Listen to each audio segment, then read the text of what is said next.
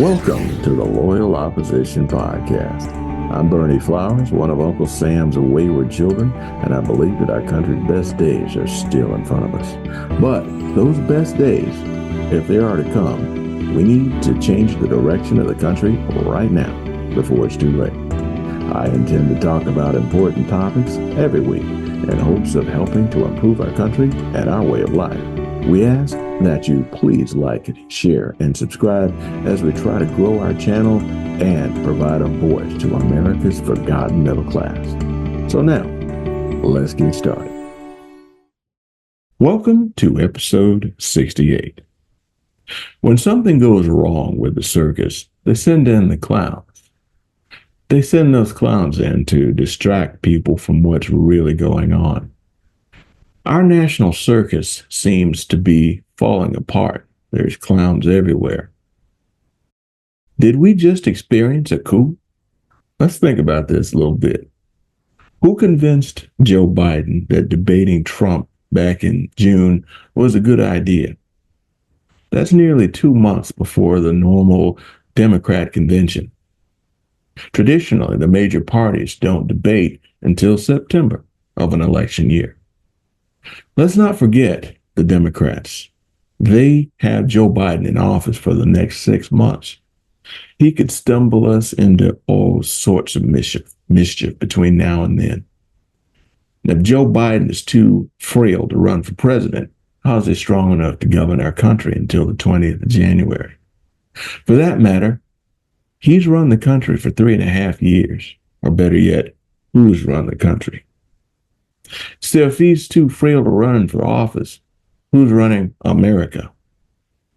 As for Vice President Kamala Harris, well, she saw Biden pretty much every day during those 3.5 years. She knew how sick that he was, and she knew that he was unable to perform his assigned duties as President of the United States. What was her responsibility as Vice President? Does that make her a liar? Why was there no real Democrat primary? The Democrat Party seems to have bypassed the Democrat process. Does that mean that 49 million Democrats have been disenfranchised and they'll not get to choose their party's nominee? Kamala Harris was crowned.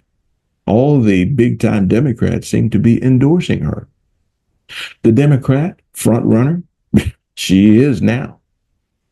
Kamala Harris has become the nominee for president, but she seems to have gotten no votes from the Democrat rank and file. How is that? How is it that she had the nomination pretty much handed to her by her elite Democrat friends?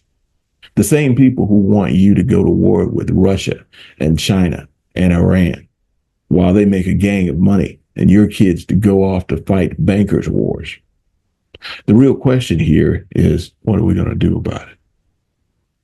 Did you see the Kamala Harris ad on Twitter that Elon Musk and his crew put together? Let me tell you, that's the funniest thing I've seen in quite some time. And at last count, it had over 100 million views and counting in 24 hours. It uses artificial intelligence to crash, or better yet, trash Kamala using her own face and her own voice. It is hilarious, and I hope that you'll go over to Twitter and check it out.